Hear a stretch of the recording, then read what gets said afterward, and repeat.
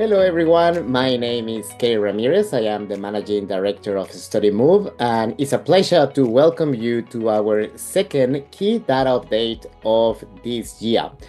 Thank you so much for joining this session today. I know that things have been extremely busy for all of you, so we really appreciate that you are taking the time just to connect with us.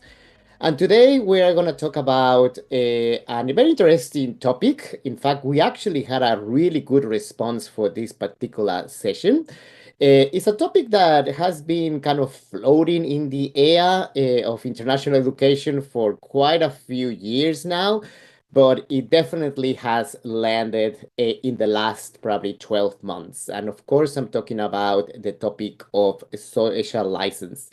And this is obviously the result of all the changes in policy that we had in the last now nearly 2 years that has been really trigger the need to understand the position that the international education sector has in terms of social license. So we had a very interesting session. I'm just going to start sharing my slides now. This basically has been a journey for all of us at Studymove. Social license is one of those, I think, concepts or topics that, we kind of have an understanding of what was the meaning of that. But we thought that it would be important really just to drill into the understanding of this very important topic and to really see how data can really help the sector into how to build a sustainable social license for the sector. And today it's all about that. And as I said, it's not that we are experts in social license. Our main expertise is in data, but we just want to share with you our journey. We have been doing a lot of research in the last few months, and we feel comfortable just to share some of the findings at this stage.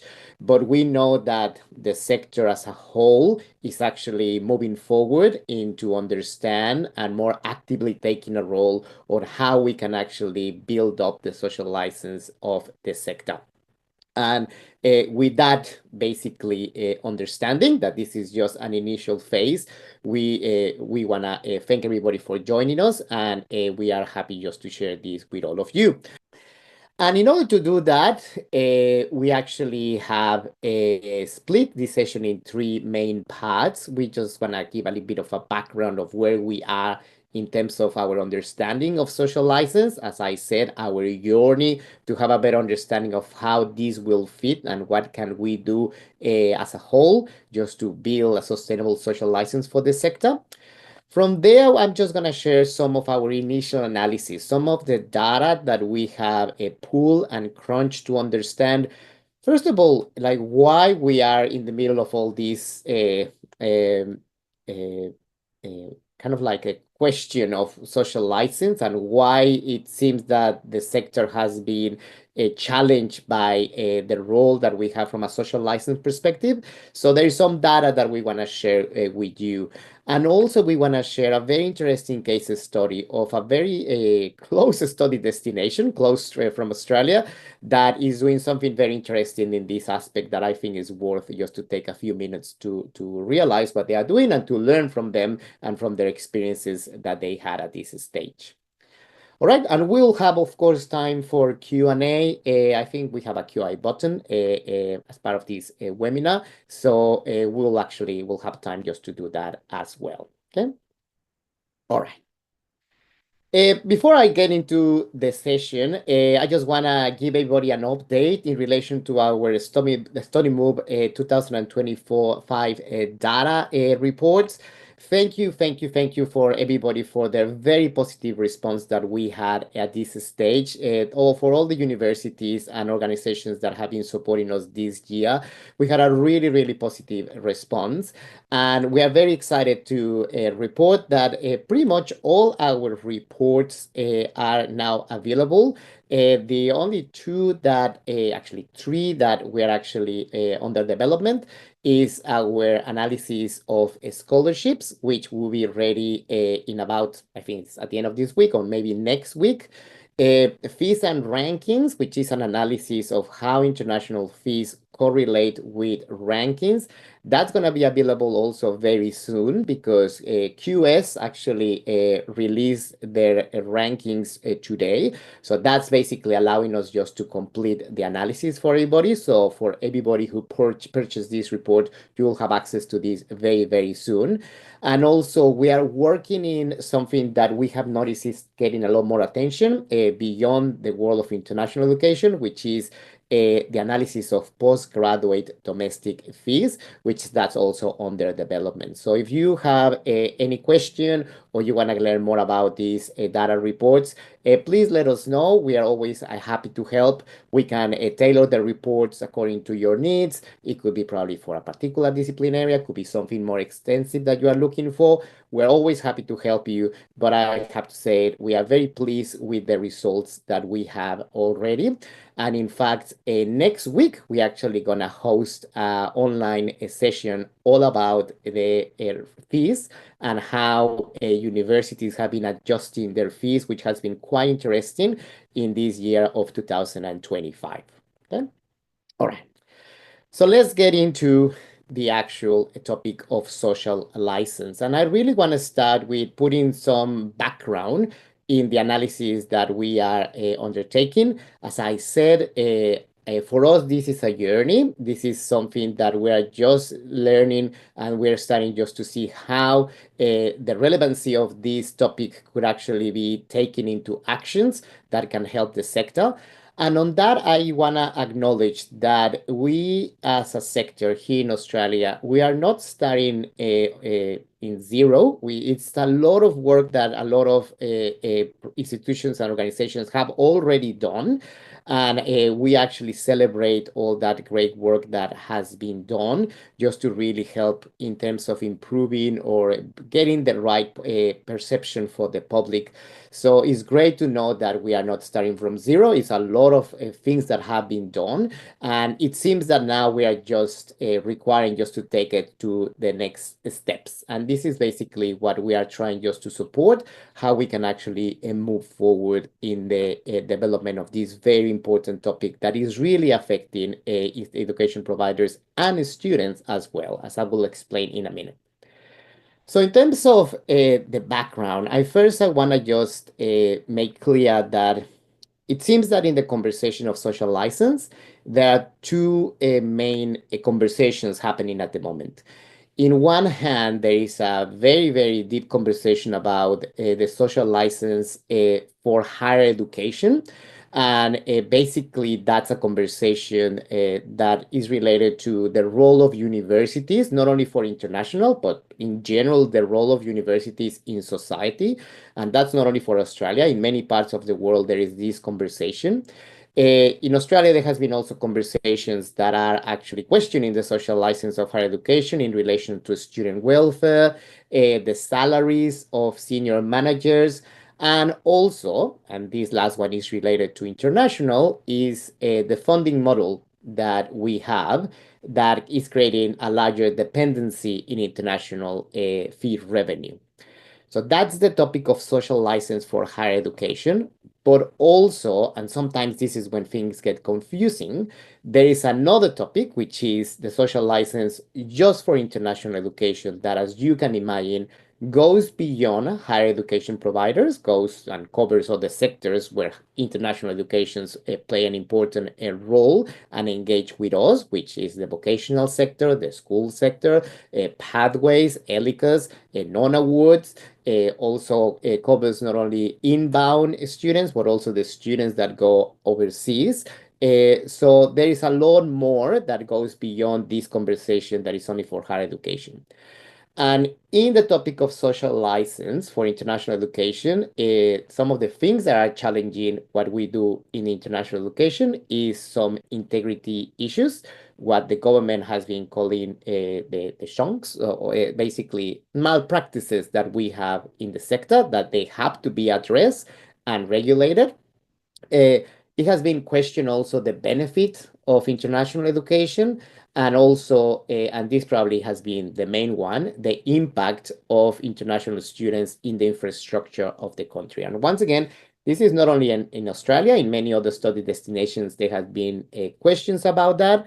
And also, I should say, this is not only for international education. Everybody in the what is called the visitors economy, like a tourist or business events and conferences, they are kind of in the same mix of how the public is questioning if we actually should be doing things as we have done in the past. So for the purpose of this analysis, and I should address that here, there is a link sometimes between the two topics, but for the purpose of this analysis, we're only going to focus on what is international education.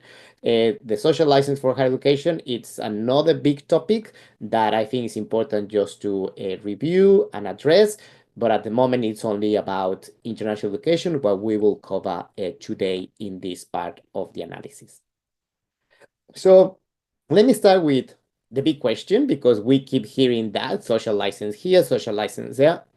But what is really social license? And that was the first step that we took to really trying to understand this topic. And social license is actually kind of like a new concept. It's something that, in fact, is actually not easy to find a definition. Like, you don't go to the Oxford Dictionary and you will find a definition. But let me explain and some of the things that we have learned in terms of what is social license. It starts with a very interesting relationship that exists between a public perception, and then it will move into social license. Public perception, I think it's a well-known term, is basically the values or the views that the public or some members of the public have towards an organization or a project as well. For example, we might feel positive about the role of a corporation in the community. A charity organization, for example, could actually be perceived as someone that is doing something good for the community. We could actually have also values like this particular organization is trustworthy or cannot be trusted. And that's basically the values and the public perception that exists towards pretty much any organization that is operating and engaging with the society. Now, from there, there is a very clear link to what is called a social license. A social license is based on those values that a society has or some members of the public has. There is kind of like an informal approval on how these organizations operate and engage with the public or in the community. So, for example, we could actually have, think that a particular organization is very, we trust what they are doing. They have showed, they have proved that they're actually somebody that we can trust. So I think that we allow this particular organization just to set a project or to expand in the community or to put changes that may impact at the start the community, but because we trust them, we actually give them this approval to operate in certain ways. So social license is clearly more related in the way in which society and their views from society allow or doesn't allow or reshape the way in which organizations actually operate. And I think that is very important also to say that this topic of social license is not only for big corporations or companies. It could be just for as simple as a small project that maybe the members of the public don't think that is something that should actually be implemented or not. And of course, education providers are actually part of this relationship that we have with the public. And therefore, we need to really look at what is the social license that is shaping the way in which we operate. Because also, although social license is something that is informal, it could trigger that the regulators stops or reshape the way in which a particular organization operates. And that's kind of what happened actually in the international education sector here in Australia in the last few years, when the federal government decided to really reshape the way in which international education providers have been operating in the last 12 or more than 18 months. Okay? So that's in a nutshell, basically how this works. And a good example also, and for us it was very good to look at examples, is for example the relationship that we had with banks. And this is also interesting because we need to learn that sometimes public perception is different to the social license. Banks traditionally, and there is research on this, they don't have the most positive public perception. Like the public not necessarily like banks. Probably they're more on the side of being unlike, but we know that they play a very important role in society. And they play a very important role because even though that maybe we don't like them, I do like them, by the way, but if in society of the public doesn't like them, but we know that they play an important role in helping small businesses with loans, in basically helping people to buy with a mortgage a house or to lend money to buy items. So they have a very important social license. And because we know that they play a very important role, and that's the view from the public that allows them, even though we don't like them that much, necessarily to actually operate in certain ways. But this social license also can change when probably some operators or some operators change the way in which they actually execute or relate with their clients or society. And a good example of that happened in December this year. One of the big banks here in Australia decide to start or to announce that they will start charging their customers just for withdrawing money from the ATM, which it doesn't really make sense. If you are a customer of this bank, you are giving them your money and now they are charging you just to withdraw your own money. So that was really pushing the operations of this bank. And I'm sure that the bank had their own rationality for that. But when this was announced, it was a massive backlash in the public opinion that is just in a couple of days made the bank to self-regulate and change that policy. So basically went back to the way in which they were operating. And I think this way is a good example of how the public opinion changed the way in which we operate and we engage with society. Another good example, and probably something that has been more interesting for us, is this one, which is not far from here. I'm located in Western Sydney, where they're actually building the second international airport for Sydney.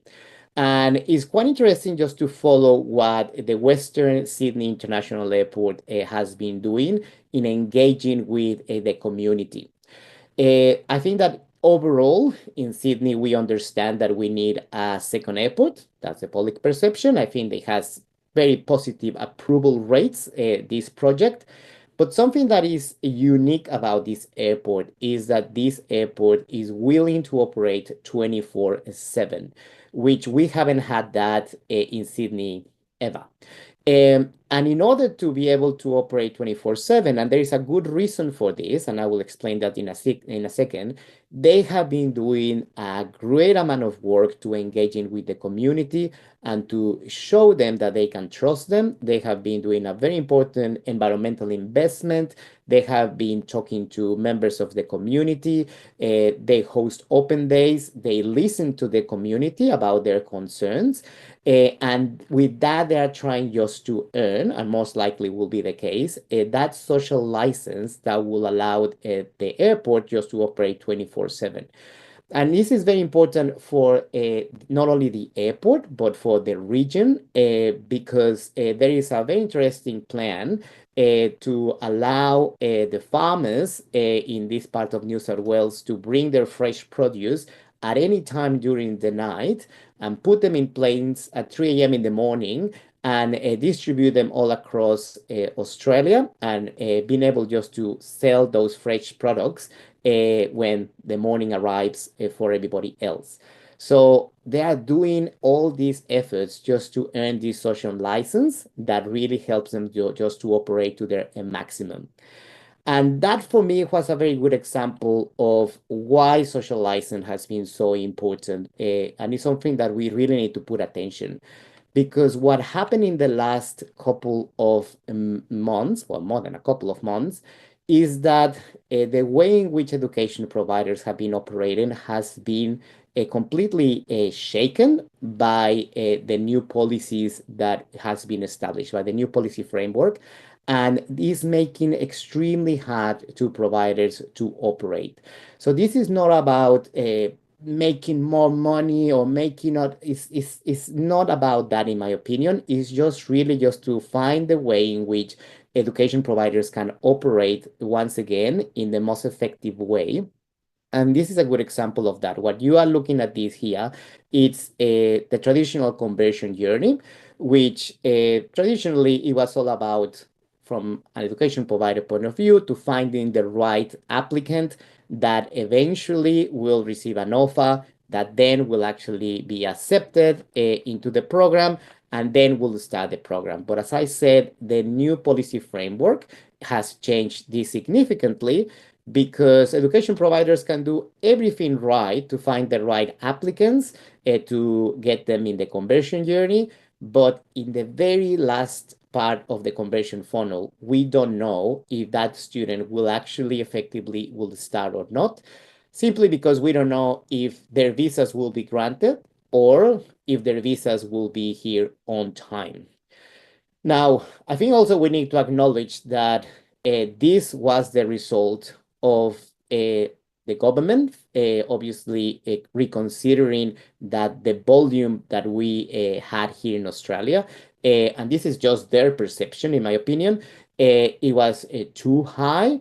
This was actually backed up by certain members of the public, apparently, because we have now this narrative of how international students were bringing rental up, which we know that is not really true. There were many factors behind it, but that public perception brought the idea of start putting additional regulations that shapes the way in which we're operating. And I think this is when the topic of social license starts to make sense. And as you can see here, the current model is not only affecting education providers, it's also affecting students. So we really need to work to fix this, just to really benefit and to really assist everybody who is part of this sector. But as I insist, I'm thinking about the students who are doing everything that is right, and because there is a policy in place which is, has a lot of limitations and noise, they're unable really just to go through the stages that have been told that will be the right stages, just to start their program, for all this noise that exists in that actually it has been echoed by the public perception, and therefore creating a problem in the social license that we have. So it's interesting when we really start looking at that, and this is really triggering us a better understanding on the need to start looking into the way in which we can actually build up our social license, to avoid these excessive or regulations that they just really don't work. I think that the sector, of course, is happy to be regulated, and we understand that it has been regulated, but these ones in particular, they just simply don't work. And there are many other things that we can consider. This is just a quick example of the things that we can see as the impact that is related to the social license. And in order to do that, as you know, we love data, so we really start embarking into having a better understanding of how the data can really help us just to look into how we can build a more effective social license. And it has been a very interesting journey. Unfortunately, probably the main lesson that we had is that there is a huge data gap in finding data related to social license, and in fact, even to public perception towards international education here in Australia. There is a handful of pieces of research that they are great. A lot of them talking about migration. They just come on and off. They are not done in a yearly basis or periodically. So it's really, really just it's hard to find a grip in something that it has not done specifically for international education, and it hasn't done periodically. And that actually brings a big problem on this particular topic, because as simple as this, what gets measured gets managed. And at the moment, we don't have anything to really have a better understanding on how or what is the social perception that exists towards international education, which parts of the society probably are not in favor of it, or which ones are in favor of it, or which ones are the areas where the public probably doesn't feel comfortable, and in which ones they actually feel that there are great benefits. So it has been really, really, really hard. And for that reason, we thought that while we have data gaps, because really the way to fix this is just to eliminate the data gaps, we actually look into creating our own analysis just to start having a better idea of what happened and how we can actually move forward with this. So what we have done is that we actually have been looking into news articles.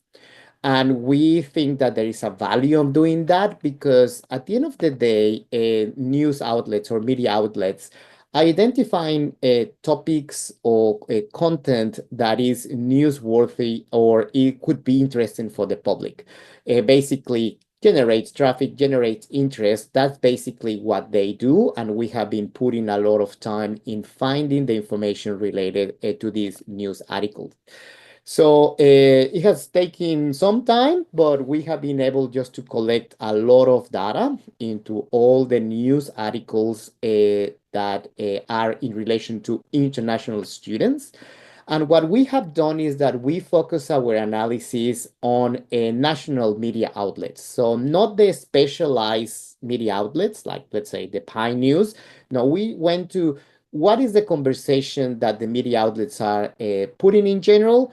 And from that general conversation that everybody from the public could actually read, what's related to international students. And we managed to collect a lot of data. In fact, we identified that there are more than 1,400 articles in three media outlets since 2011. And the media outlets that we use for this analysis are the ABC News, SBS News, and the newspapers from Fairfax Media, which are like The Age, Sydney Morning Herald, all those, which I insist, they have like a national conversation. Also, we were allowed just to pull that information from those media outlets. Not everybody is that easy. But I actually invite you, if you have time to do that. It's not that hard. And it's a very interesting exercise just to go through memory lane and to kind of have an idea of what was the conversation that we had back in 2015, 2020, to have a better idea of how the public has actually been changing their views about international education. In fact, just quickly, I remember seeing an article that says the Australian National University in great financial problems because of the reliance of international students. And I was like, oh, well, yeah, this is recent.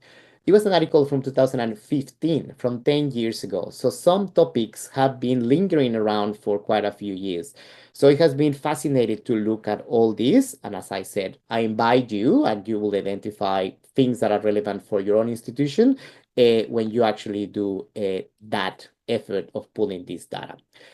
But what I'm going to share with you is the main findings so far of what we identify. And you're going to see that it's really helping us, although ideally we just want to have a survey that asks the public about things about international education.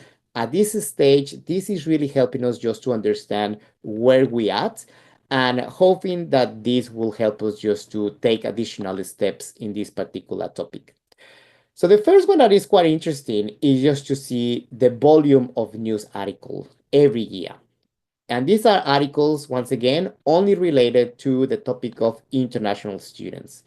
This is the ABC News. You can see the trend there. So pretty much flat until 2019. Then during COVID, a big bump. I think that most of them, it's not a big, most of these articles related to the students not being able to come back.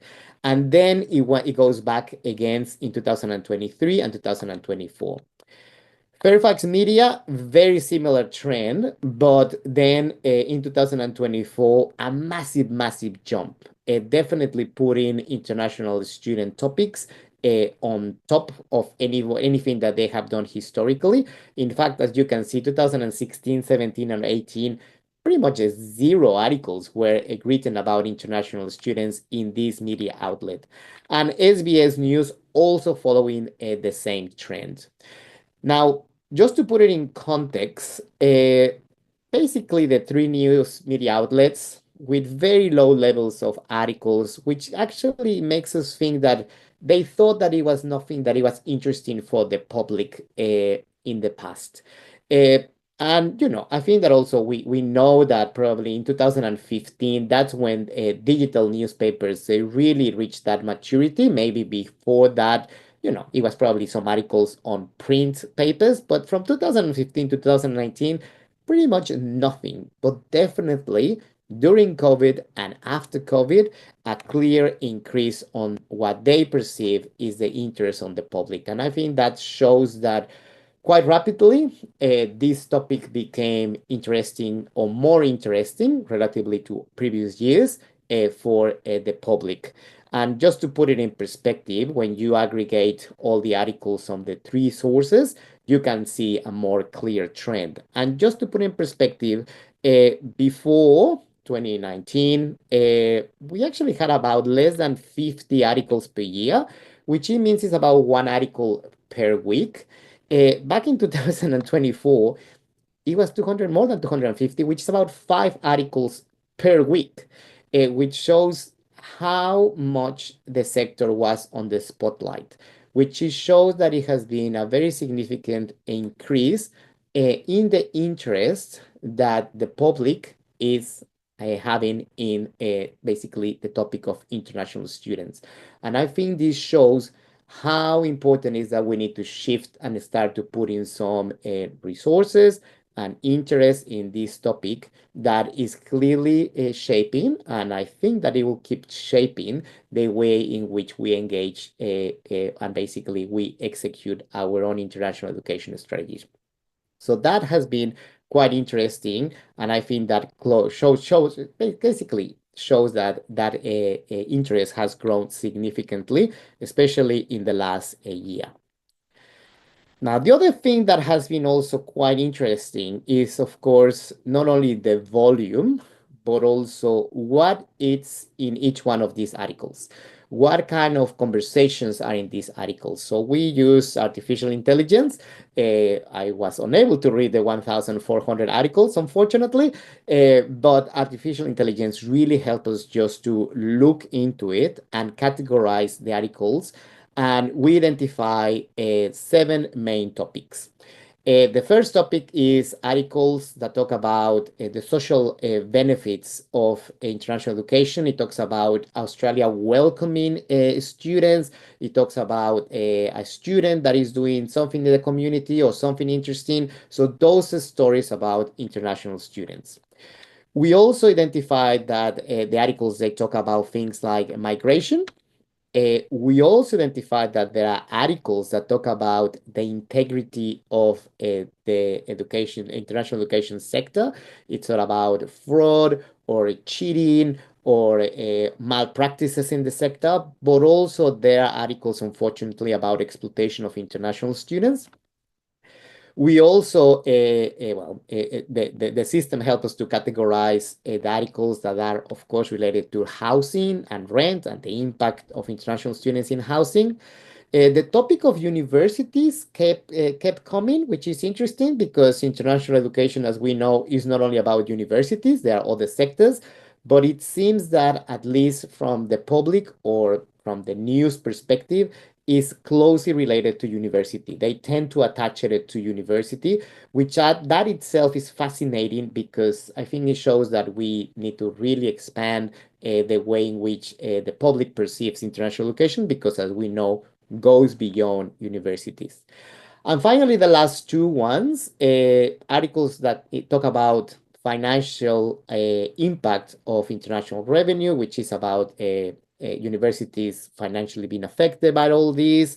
And by the way, this is not relevant. This, as I said, goes back in 2015, 2012. There are conversations about that.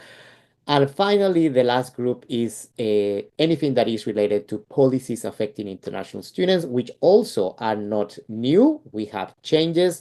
And some changes were, for example, to expand post-study work rights. Then it was the reduction of post-study work rights. So anything that is related to policies also was categorized.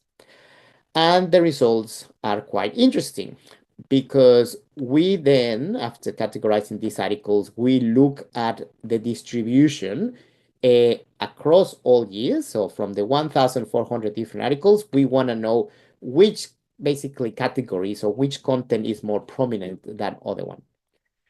So starting with the less prominent one or the less popular article, very unfortunate, with only 7% is stories about benefits of international education or the engagement of international students in the community. That thing of welcoming, basically, there is only, but it's only less than 10% across all the articles that we collect. It's followed by migration, integrity and exploitation, housing. As I said, universities, they keep coming and they have been attached clearly from a news outlet perspective.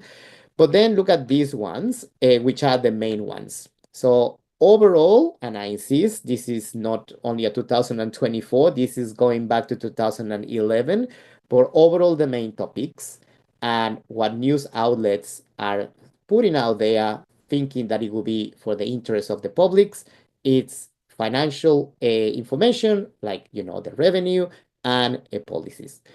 So that itself, I think, is quite interesting, and it shows some of the flaws that we have.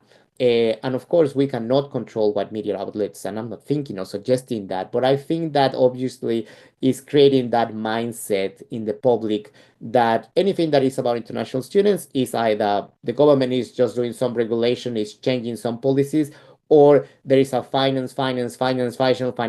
relation with that. There is nothing about the social benefits that international students bring into the community, the engagement with the community, or how we are actually assisting the students who have been exploited. So the main aspect of the conversation based on these articles is these two topics. And in 2024, so what I showed you before, let me go back. 2020, this is the complete data set. But in 2024, it was even worse because 73% of the articles, so 3 out of 4, talk about policies, 40% talk about the financial implications about that. And rarely in 2024, we actually saw an article saying the impact maybe of policies in students, in individuals. It was the impact of policies in money. And that, I think, shows why the perception of the public has been changing so quickly. So it has been really, really interesting to look at this. And also, once again, quite interesting that is very, very closely attached to universities, when we know that providers from other sectors also have been and probably have been more affected than university. But there is not a lot of mention about that, which I think is also a lesson for the sector of how we need to bring more visibility of the important work done by other sectors. All right. Now, once again, the one that is a concern is this one, is the 7% of articles only talking about international students, the story, their social value. And the concern for me is that it was not only 2024, it was actually something that we saw, yes, in 2024, but we saw in the data every year. We haven't been proactively putting those stories out there. I think that probably in the past, kind of, the sector didn't even see it because, it was very low number. We were not on the spotlight, basically.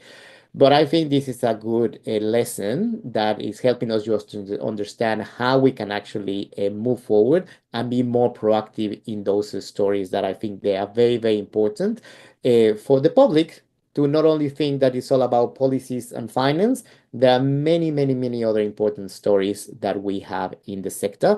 So I think this is one of those trends that hopefully we're going to be able just to see it changes when we take a more active role in just to bring those stories to the sector. And just putting the comparative with finance, as I said, 40% in 2024 is really 4 times more the stories about finance that we had in terms of students and basically those individuals who come to our campuses. So we think that in order to really move forward, and based on this initial analysis, as I said, it's very important just to gather a more effective way to understand a public perception. And this is when we want to talk to you, and this is the third part of this webinar, about a case study that for me is probably best practice in the way in which we can engage in understanding public perception and build social license. And I'm talking about the efforts made in New Zealand to understand the perception and the value of international students. This is a great analysis, who is actually driven by Education New Zealand. And just to put it in perspective, this is not new. They have been doing this every year since 2016. So we are about 10 years behind, 10 years late from New Zealand, which is a much smaller international education sector. And I just sometimes, unfortunately, it's very easy to look back, but really sometimes you just can't believe that a $50 billion sector like Australia, we haven't thought about this. And in New Zealand, this has been done every year since 2016. What they have been doing is that they have been asking New Zealanders about many, many different views of how they perceive international students in their communities. And something that I absolutely love out of this piece of research is that it's actually part of their international education national strategies. Is one of the goals that the sector actually should aim for. And I'm just putting the goal there. It shows about, it's a very mature way to see this. It's a thriving and sustainable international education sector needs the support and buy-in of New Zealanders, which is basically the social license. It's a very mature way to see it because it's embracing the benefits that international education has with the community, but also understanding that for some members of the community, they see that they need to understand it and they need to see that it will be some not necessarily all positive views about it. So there has to be these actions to really help the community to understand about the benefits of international education. Another thing that I love out of this study is that the results are always available to the public. And this actually shows also a great level of maturity, is transparency. Sometimes the results probably is not what you like to see, but in order really just to be trustworthy for the community, you need to make those results public. It doesn't help when somebody makes an analysis and, oh, we don't really like what we saw, let's just put it over there. No, year by year, they have been done, make available to the public, which I think is an extraordinary effort. And I think shows that together, government and sector could actually work together just to embrace the benefits of international education, but also work together to tackle some of the challenges or the perceptions that actually are affecting the community. Is driven by the government. ENZ is a government agency, but it's supported by the sector. And I think those 4 things for me have been something that I think requires and makes me think that this is something that is best practice and something that hopefully we'll be able just to have here in Australia in shortly. And just to give you an idea of the things that are included in this report, for example, every year the report or they ask New Zealanders about the value of international education. As simple of, do you agree or disagree that international education benefits New Zealand? So the latest result is that pretty much 75% of New Zealanders, they agree or strongly agree that international education brings benefits to New Zealand. A big overall statement that helps a lot not only for the sector to understand where we at in terms of relating with the society, but also for the government to understand how the society is perceiving the benefits of international education. And what is great out of this is that when you actually put together a report like that, you can also drill down and see by different demographics when the public perception is actually different. As you can see, this is one of the slides that has been presented, and across all these blue dots, they are above 60%. So there is positive public perception towards international students. But you can see that some groups actually they are more supportive than others, which is extremely useful because this is when we can actually reach out to the community and understand what communities or what groups don't necessarily agree or not with the role that international education has. And from there, that's when, as I said, sector and government can work together with the community just to address some of these misperception or some of those challenges that had to be resolved. Just for example, 60% of the non-qualified is basically New Zealanders with no qualifications are less supportive with probably New Zealanders who actually have a bachelor degree, went to uni, engaged with international students. But from a data point of view, being able to drill down is just one of the best things that I think we can do.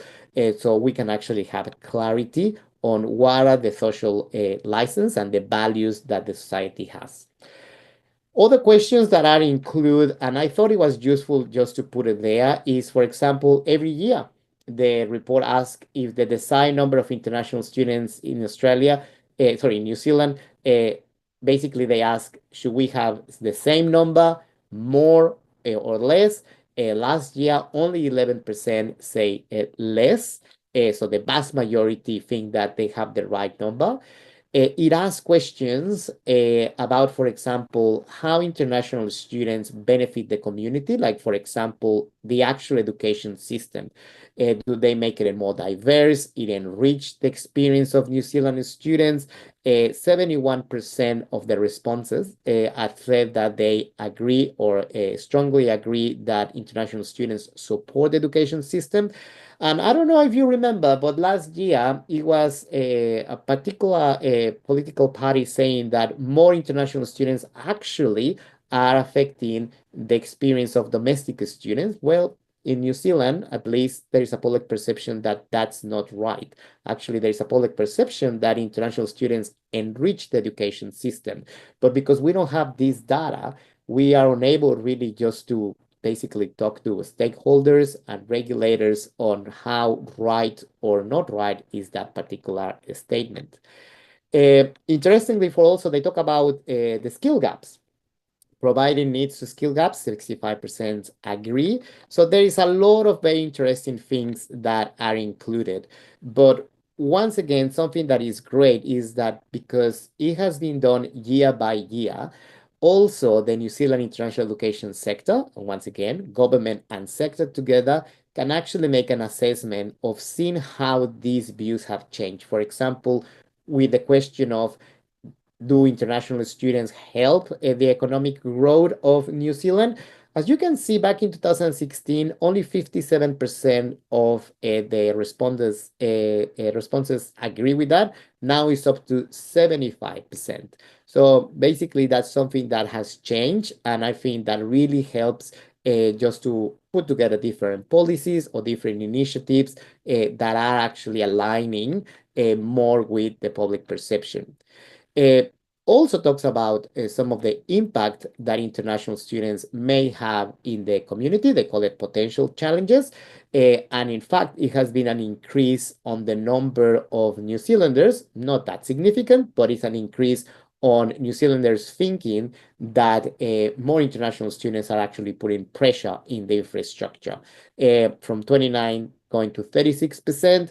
I don't think this is necessarily alarming, but it really helps just to have the heads up and to know where we're going, because at the moment it seems that the changes in the policy and the regulations, and it's all rapidly changes, which is not helping anyone, as we know.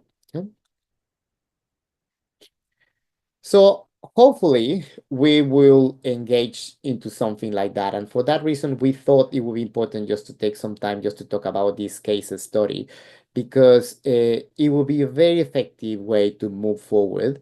And I should say that although this is done in New Zealand from a national perspective, not necessarily has to be done in Australia from a national perspective. It could be state governments taking the lead of doing something like that.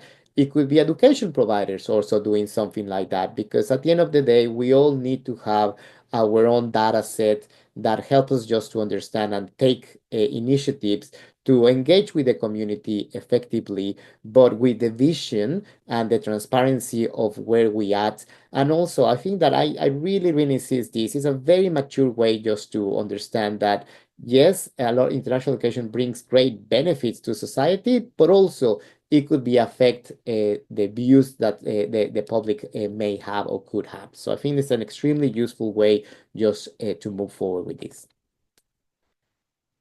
All right. So finally, just a few final remarks. We cover a lot in the last few minutes, but I hope that these sets of slides and this analysis really help us just to understand that social license is something that unfortunately we cannot put it in the corner.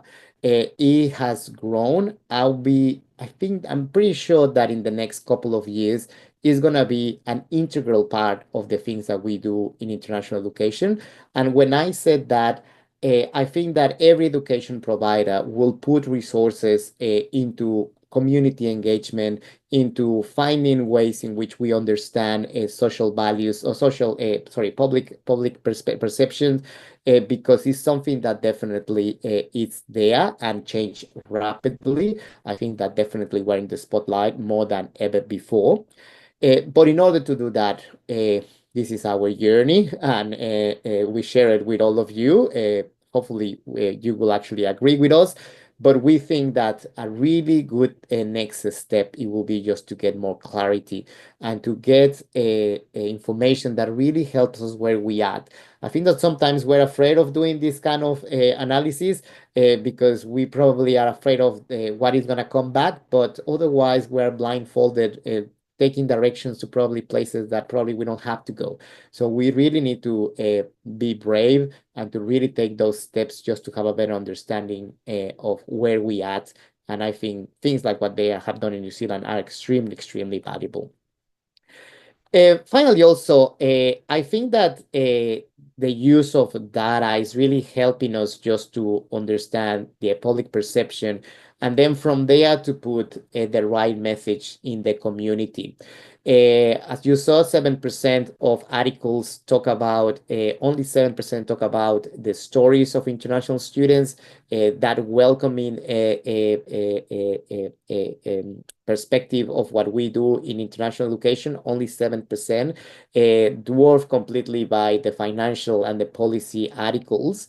But putting the message out there is also just another steps. In the research that we have done about a social license, it's also about the actions. And I think that a lot of education providers can start following that journey into bringing the community, their local community, and that engagement, as many other sectors have done, so we can actually build up realistically, not only with the messages, but also with action, our social license. And finally, I really want to highlight this once again. This is not about more profit, making more money. This is really to benefit providers who are struggling with the way in which things are operating at the moment, which are not great. It's very challenging to operate an international recruitment office with the current policy framework, but also is really affecting the students, international applicants who are actually navigated through a journey of a lot of uncertainties because you don't know if you will have your visa on time. And ultimately also is affecting the community, our communities who are not basically seeing the benefits or getting the benefits of having the right group of international students across their communities. So I think that this could actually help just to move forward and to get it in a way that actually benefits everything in the community as well. So I hope you find this information useful. Once again, this is just initial steps that we are taking to understand this topic. We want to have a conversation with all of you about this. I think that the more conversations that we have will really help the sectors just to really get it right and to build a sustainable social license that basically helps everybody in the community. But hopefully this initial information was useful for everybody. So once again, thank you to everybody. Hopefully this was an initial conversation that will enrich the larger conversation that we have in the sector. And we're looking forward just to hear from you. And in the meantime, thank you so much for joining. And we'll be joining again everybody soon. All right. Take care, everybody. See ya.